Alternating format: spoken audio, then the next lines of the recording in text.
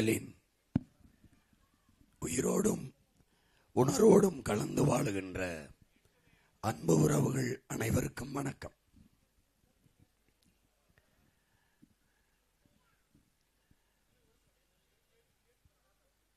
நமக்கு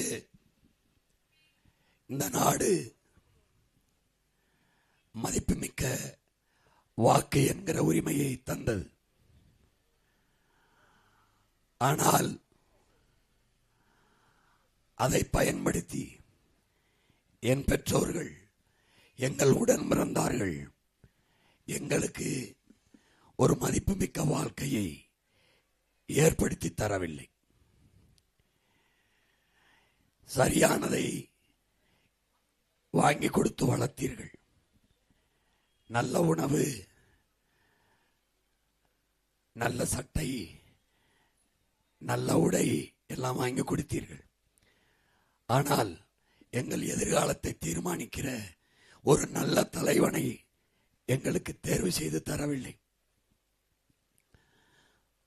வறுமையை தவிர எங்களுக்கு எந்த பெருமையும் நீங்கள் தரவில்லை.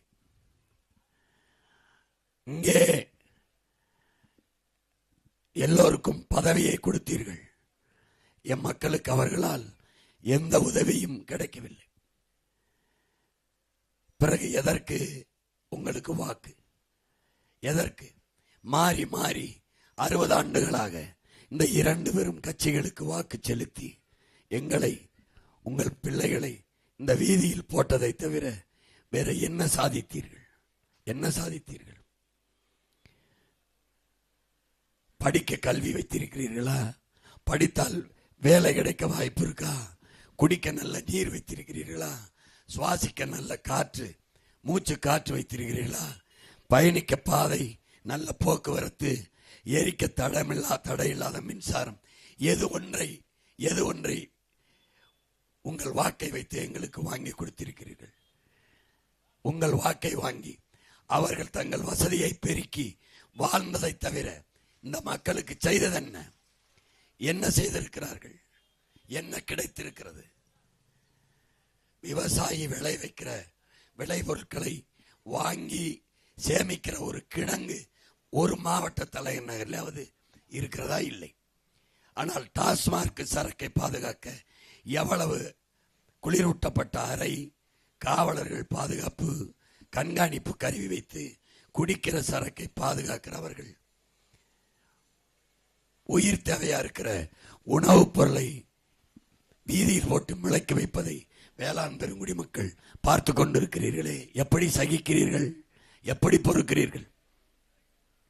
ஒரு நாட்டில் அறிவை வளர்க்கும் ஆசிரியன் வீதியில் வந்து போராடுகிறான், எனக்கு சம்பளம் கொடு என்று. உயிரை காக்கும் மருத்துவன், எனக்கு உரிய சம்பளம் தான் என்று சாலையில் வந்து போராடுகிறான். செவிலியர்கள் தெருவில் வந்து போராடுகிறார்கள். உழவன் போராடுகிறான், உரிய விலையை கொடுத்து என் நெல்லை கொள்முதல் செய்து கொள் என்று கேட்கிறார்கள் மக்கள். அவர்களுக்கு கொடுக்கவில்லை, கேட்கவில்லை. 5000 வங்கியில் போடு என்று போடுகிறார்கள்.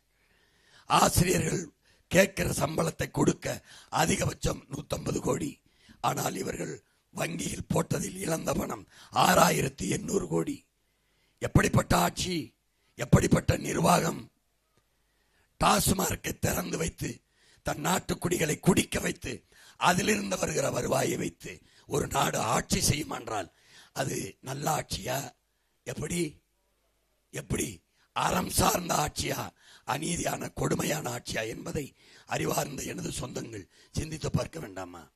எப்படி நாட்டு மக்களை குடி நோயாளியாக ஆக்கிவிட்டு, நாடங்களும் போதை கலாச்சாரத்தை திறந்துவிட்டு, பள்ளிக்கூடம், கல்லூரி, வழிபாட்டு தலங்களுக்கு வாயிலேயே போதைப் பொருள்கள் கிடைக்கிற வாய்ப்பை கொடுத்துவிட்டு, நாட்டில் பெண்களுக்கு பாதுகாப்பு, ஒழுக்கம், கொலை கொள்ளை தடுப்பு, சட்டம் ஒழுங்கெல்லாம் எப்படி இருக்கும்?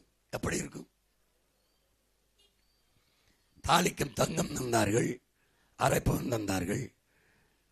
6 லட்சம் பேர் தாலியை அறுத்திருக்கார்கள் குடிக்க வச்சு. எப்படிப்பட்ட ஆட்சி முறை! எப்படி 60 ஆண்டுகளாக ஊழல் லஞ்சத்தையே பார்த்து பார்த்து அதையே ஊறி சகித்து போனீர்கள். தெரிகிறது உங்களால் ஊழல் லஞ்சம் தேசியமயமாக்கப்பட்டு விட்டது.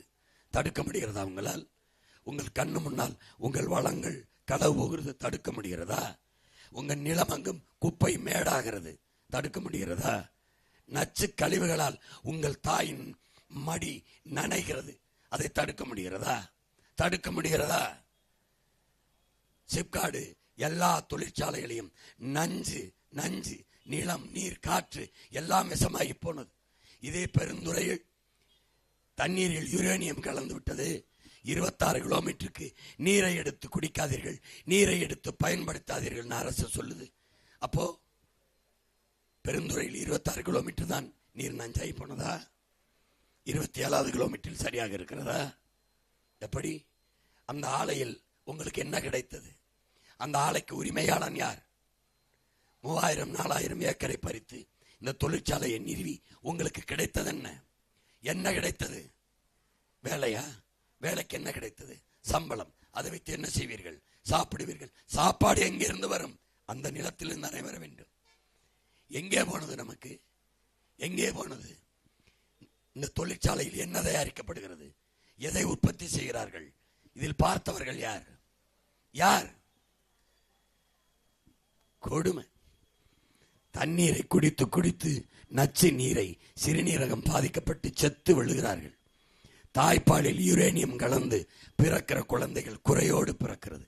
இந்த கொடுமையான சூழலில் எங்களை விட்டதோடு இல்லாமல் இனி வருகிற பிள்ளைகளை அந்த தோளில் உட்கார்ந்திருக்கிறானே அந்த பிஞ்சை இந்த நிலத்தில் காற்று இல்லாமல் நீர் இல்லாமல் நஞ்சில்லாத நல்ல உணவு இல்லாமல் விட்டு விட்டு செல்லவா? எப்படி? குடிக்க நீர் இருக்கிறதா உங்களுக்கு? கடையில் இருக்கிறது. ஆக்குவாப்னோ அப்பலோ கின்லே யாரு முதலாளி? யார் அவன்? உனக்கும் எனக்கும் ஆத்தாளுக்கும் அப்பனும் கிடைக்காத நீர் அப்பலோ அந்த முதலாளிக்கு எப்படி கிடைக்கிறது? அந்த கின்லே முதலாளிக்கு எப்படி கிடைக்கிறது? அது குடிக்கிற நீர் தானா விஷமா? யாருக்கு தெரியும்? இந்த கூட்டத்தில் யாருக்கு தெரியும்? இந்த கடையில் உனக்கு தண்ணி கிடைக்கிறது, குடிக்கிறாய். காக்கை குருவி இந்த மரத்துக்கு எங்கிருந்து கிடைக்கும்? யானைக்கும் பூனைக்கும் நாய்க்கும் நரிக்கும் தண்ணி எவன் கொடுப்பான்? எவன் கொடுப்பான்? கொக்குக்கும் மைனாவுக்கும் மயிலுக்கும் யார் கொடுப்பார்? அதெல்லாம் இல்லாமல் போனால் என்ன என்று கேட்கிறீர்கள். அதெல்லாம் இல்லை என்றால் நாம் செத்து போவோம். மரம் நாம் இல்லாமல் வாழ்ந்துவிடும். மரம் இல்லாமல் நம்மால் வாழ முடியாது. இந்த அறிவியல் உயிரியல் உண்மையை அறியாத நாம் எதற்கு நமக்கு கல்வி? எதற்கு நமக்கு மூளை என்ற உறுப்பு? என் அன்பு சொந்தங்கள், அறிவார்ந்த பெருமக்கள், இந்த தேர்தலை எப்போதும் போல ஒரு தேர்தல் என்று கடந்து செல்லாதீர்கள். தயவு செய்து செல்லாதீர்கள். வரலாறு உங்களுக்கு ஒரு வாய்ப்பை தந்திருக்கிறது. காலம் அறிய ஒரு கடமையை கைகளில் கொடுத்திருக்கிறது. ஒரு மாற்றத்திற்காக சிந்தியுங்கள். வேற ஒரு அரசியலை, வேற ஒரு நல்ல ஆட்சியை இந்த மண்ணில் மலரச் செய்வதற்கு, அமையச் செய்வதற்கு உங்களால் முடியும். உங்களுடைய ஒற்றை வாக்கால் உலகத்தை திரும்பி பார்க்க வைக்க முடியும். பணத்துக்கு வாக்கு என்கிற போது அங்கே ஜனநாயக படுகொலை நடந்து பணநாயகம் உயிர் பெறுது என்பதை உணராதவர்களா நீங்கள்? இலவச அறிவிப்புகள் ஏமாற்றுவதற்கு என்பது தெரியாதவர்களா நீங்கள்? தெரியாதவர்களா? இலவசத்தில் இழக்கிறார்கள். டோக்கனை கொடுங்கள், 8000 ரூபாய் தருகிறேன், பிடித்ததை வாங்கிக் கொள்கிறார்கள் என்கிறார்கள். உங்கள் மானத்தை வாங்க முடியுமா? நீங்கள் இழந்த மானத்தை, நீங்கள் பறிகொடுத்த உங்கள் மலையை, நீங்கள் பறிகொடுத்த உங்கள் ஆத்து மணலை சொல்லுங்கள், வாங்க முடியுமா? குடிக்க வச்சு பல லட்சக்கணக்கான நம்ம சித்தப்பனும் பெரியப்பனும் செத்து நம்ம ஆத்தா தாலி அறுத்திருக்கிறார்களே, அவர்கள் உயிரை திருப்பி வாங்க முடியுமா? எந்த நிலையில் நின்று கொண்டிருக்கிறீர்கள்? எந்த நிலையில்? மானத்திற்காக உயிரை விட்ட பரம்பரையில் வந்த மக்கள் ஏன் இப்படி தன்மானத்திற்காக இயக்கம் கண்ட இனம் அவமான சின்னமாக அலைவது ஏன்? இலவசம் பெற வேண்டிய ஏழ்மை வறுமை நிலையில் இன்னும் எத்தனை ஆண்டுகளுக்கு நீங்கள் நிற்பீர்கள்? எதற்காக? இலவசத்தில் இழக்கிற பணத்தை இந்த அரசாங்கங்கள் எங்கிருந்து எடுக்கிறது? அது நம்மிடமிருந்தான் எடுக்கிறது என்பது கூட உங்களுக்கு தெரியாதா? தவிர்க்க முடியாத பொருட்களில், மின்சாரத்தில், வீட்டு வரியில், சொத்து வரியில் வரியை கூட்டி அதை வசூலித்துக் கொள்கிறார்கள் என்று தெரியாதா? ஐயா எடப்பாடி கீழே இறங்கும் போது நாட்டின் கடன் 4.5 லட்சம் கோடி. ஐயா ஸ்டாலின் கீழே இறங்கும் போது 10.5 லட்சம் கோடி. இந்த 5 லட்சம் கோடியை வாங்கி நிறைவேற்றப்பட்ட ஒரு நலத்திட்டத்தை திராவிட முன்னேற்ற கழகத்துக்காரர்கள் அல்லது கூட்டணியில் இருக்கிற யாராவது ஒருவர் சொல்ல முடியுமா? இல்லை மக்கள் நீங்களாவது சொல்ல முடியுமா? தரமான கல்வி தரப்பட்டிருக்கிறது, மருத்துவம் தரம் உயர்த்தப்பட்டிருக்கிறது, தடையற்ற மின்சாரம் தரப்பட்டிருக்கிறது, தூய குடிநீர் விநியோகிக்கப்பட்டிருக்கிறது, சாலை சரியாக போடப்பட்டிருக்கிறது, போக்குவரத்து சரியாக நடத்தப்பட்டிருக்கிறது. எது ஒன்றையாவது உங்களால் சொல்ல முடியுமா? என்ன தந்திருக்கிறார்கள்? என்ன தந்திருக்கிறார்கள்? முழுக்க முழுக்க இலவசம் இலவசம் ஃப்ரீ ஸ்கீம் என்று கொடுத்து உங்களை ஏமாத்தி வாக்கை பறித்து மறுபடியும் மறுபடியும் பதவிக்கு வந்ததை தவிர, பல லட்சம் கோடிகளில் கொள்ளையடித்து பதிக்கும் ஒதுக்கி வைத்ததை தவிர சாதித்தது என்ன? இந்த அரசுகள் சாதித்தது என்ன? 5.5 லட்சம் கோடியில் 5 லட்சம் கோடியில் இந்த நாட்டை பூமியின் சொர்க்கமாக மாற்ற முடியாதா? முடியுமா? முடியாது. நாட்டின் பட்ஜெட்டே 3 லட்சம் கோடி தான். வட்டியை 1 லட்சம் கோடி கட்டுகிறது உங்கள் அரசு. நாடு ஒரு ரேஷன் அட்டைக்கு 2000 ரூபாய். ஆனால் அந்த ரேஷன் அட்டையிலே 2 லட்சம் ரூபாய் கடன் இருக்கிறது என்பதை அறியாதவர்களா நீங்கள்? அறியாதவர்களா? உலகத்துக்கு அறிவை கடன் கொடுத்த இனத்தின் பிள்ளைகள் தானே நீங்கள்.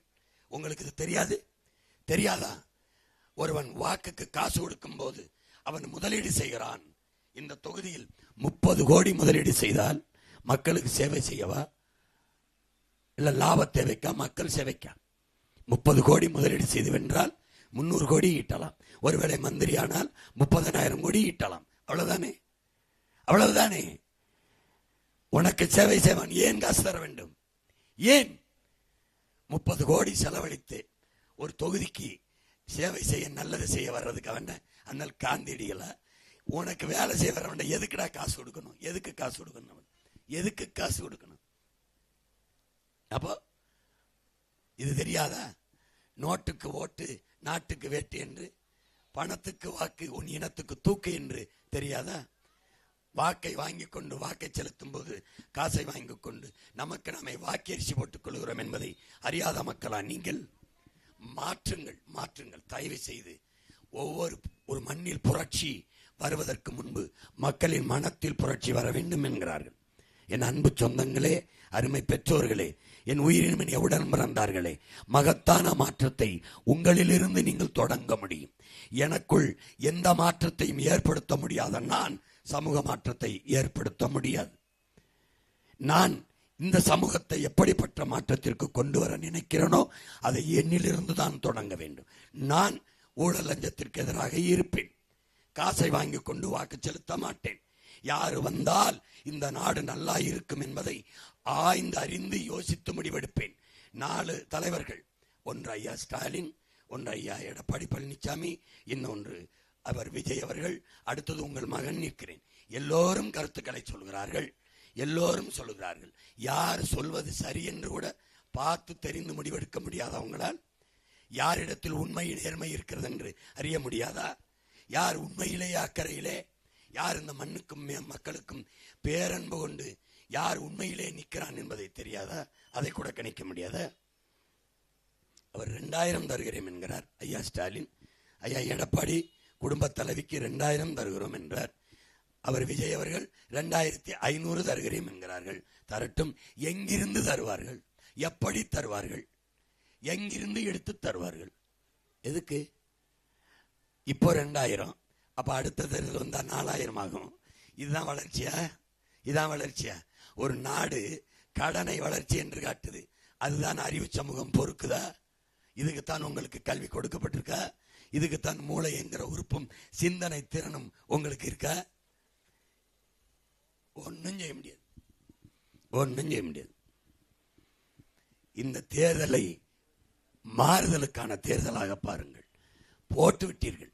ஐயா கருணாநிதி அவர்கள் ஆட்சியில் 1/4 நூற்றாண்டு வாழ்ந்திருக்கிறீர்கள், 5 முறை. அம்மையார் ஜெயலலிதா ஆட்சியில் 20 ஆண்டுகள். ஐயா எடப்பாடி ஆட்சியில் 4.5 ஆண்டுகள். ஐயா ஸ்டாலின் ஆட்சியில் 5 ஆண்டுகள். வாழ்ந்து பார்த்து விட்டீர்கள். ஒரு முறை உங்கள் பிள்ளைகளின் ஆட்சியில் தான் வாழ்ந்து பாருங்களேன். எப்படி இந்த நாடு மாறுகிறது, தலை சிறந்த நாடாக உயர்கிறது, எல்லோருக்குமான வேலை, எல்லோருக்குமான கல்வி, எப்படி மருத்துவம் தரம் உயர்த்தப்படுகிறது என்பதை ஒரு தடவை பாருங்களேன்.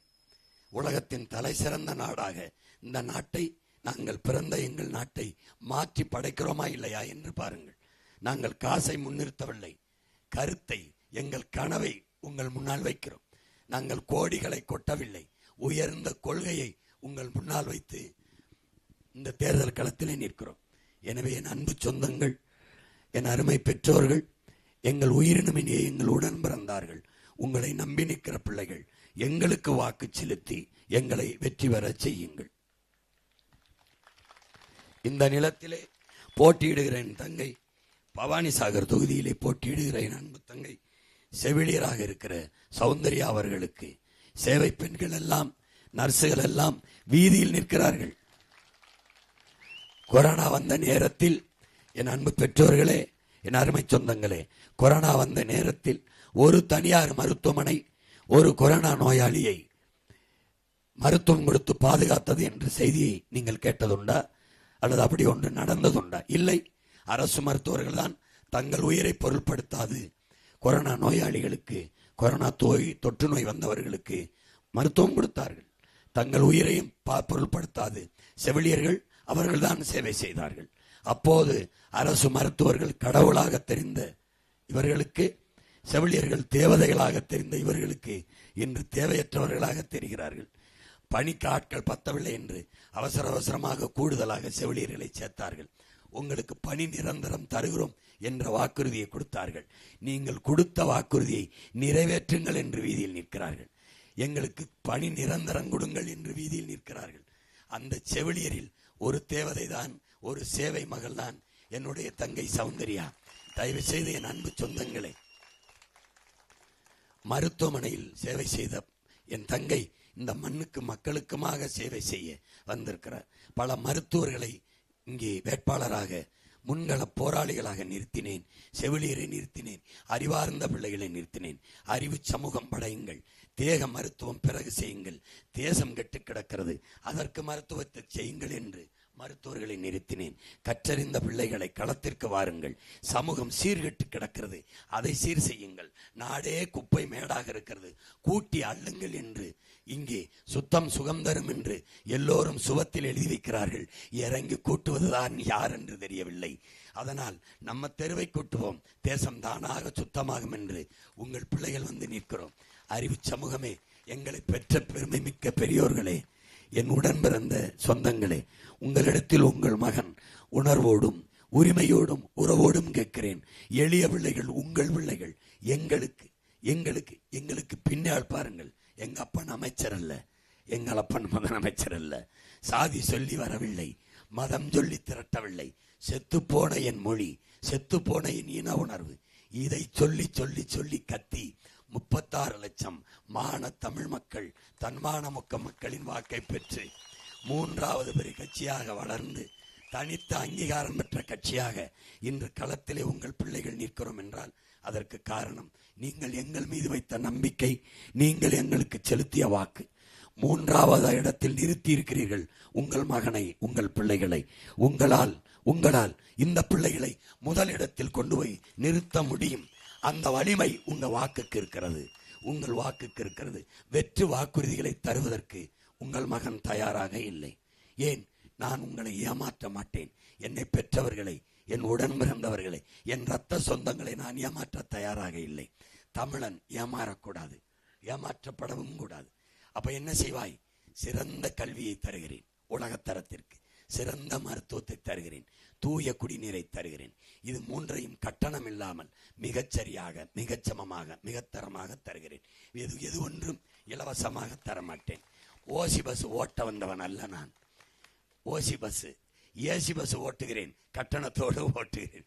உங்கள் மகன் தரமான பேருந்து தாரேன், பயணிக்க நல்ல பாதை தாரேன், தடையற்ற மின்சாரம் தாரேன், எரிகாற்று தாரேன். எதையும் இலவசமாக தரமாட்டேன், பொறுத்து கொள்ளுங்கள். கல்விக்கேற்ற வேலை, வேலைக்கேற்ற சம்பளம், அதை கொண்டு வாழ்கிற மதிப்புமிக்க வாழ்க்கையை உங்களுக்கு தருகிறேன். விருப்பம் இருந்தால் எங்களுக்கு வாக்கு தாருங்கள், இல்லை என்றால் விட்டு விடுங்கள்.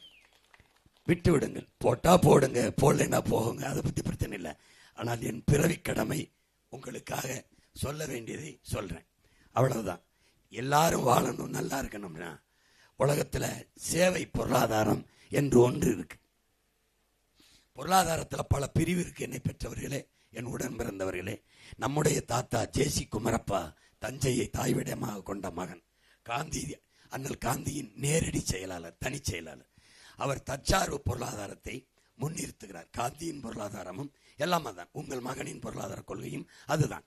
அவர் தற்சார்பு பொருளாதாரத்தில் வணிக பொருளாதாரம், அதிலே அடாவடி பொருளாதாரம், சேவை பொருளாதாரம், இப்படி பல அடுக்குகளாக பொருளாதாரத்தை பிரிக்கிறார்.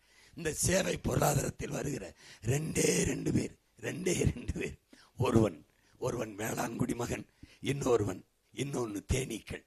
தேனீக்கள் தனக்கென்று உழைக்கும், தனக்கென்று சேமிக்கும், ஆனால் பிறருக்கு பயன்படும்.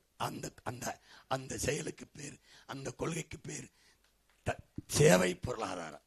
விவசாயி தனக்கென்று உழைக்காமல், தனக்கு மட்டுமே இல்லாமல் தானும் உண்டு, பிறரின் பசியும் போக்க பிறருக்கும் உணவளிக்கிற அந்த சேவை பொருளாதாரத்தை இந்த உலகத்தில் செய்கிற ரெண்டே உயிர், ஒன்று தேனி, இன்னொன்று தேனீக்கு இணையாக உழைக்கிற என்னுடைய விவசாயி.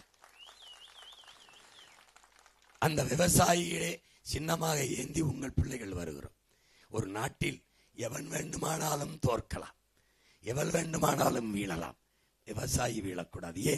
ஏன் ஏன் சுழன்றும் ஏற்பின்னது உலகம், அதனால் உழந்தும் உழவேதலைங்கிறான். உலகத்தில் எல்லாவற்றையும் விட தலை சிறந்தது உழவாண்மை என்கிறான் நம்முடைய மறையோன் வள்ளுவ பெருமகனார். மதிப்புமிக்க பெருமக்களே, உழைக்கும் உழவர் குடி மக்களே, உங்களின் எண்ணமும் சின்னமும் விவசாயி வாழ வேண்டும், விவசாயிகள் வாழ வேண்டும் என்றால் விவசாய சின்னத்திற்கு வாக்களியுங்கள், வருங்கால தலைமுறைக்கு வாழ்வழியுங்கள். விவசாயிக்கு வாக்களியுங்கள், விவசாயியும் வாழ்வான், உங்களையும் வாழ வைப்பான். என் அன்பு தங்கை சௌந்தர்யா அவர்களுக்கு பவானி சாகர் இந்த தொகுதியிலே வாக்கு செலுத்தி வெற்றி பெற செய்யுங்கள். எளிய மகள் இவரின் வெற்றி உங்களின் வெற்றி. போன முறை இந்த கூட்டத்தில் நின்றிருந்தால் இந்த முறை இங்கே நிற்கிறாள், நாளை அங்கு ஒருவர் இங்கே நிற்கலாம். எத்தனை காலத்திற்கு குறைகளையே சொல்லிக் கொண்டிருப்பீர்கள்? எத்தனை காலத்திற்கு பிரச்சனைகளே பேசிக் கொண்டிருப்பீர்கள்? உங்கள் மகனும் உங்கள் பிள்ளைகளும் வந்திருப்பது குறை கேட்க அல்ல, குறை தீர்க்க. பிரச்சனைகளை தந்தவர்கள் ஒரு பக்கம், பிரச்சனைகளுக்கெல்லாம் உங்களோடு நின்றவர்கள், அந்த பிரச்சனையை தீர்க்க வேண்டும் வந்த பிள்ளைகள் ஒரு பக்கம். நீங்க எந்த பக்கம் நிற்க போகிறீர்கள் என்பதை முடிவெடுத்து வாக்கு செலுத்துங்கள். புரட்சி எப்போதும் வெல்லும். நம் வெற்றி நாளை எதை சொல்லும்? இலக்கு ஒன்றுதான், இனத்தின் விடுதலை. இனம் ஒன்றாவோம், இலக்கை வென்றாவோம். தமிழ் தாய் வாழ்க, தலைவர் பிரபாகரன் வாழ்க, நாம் தமிழர்.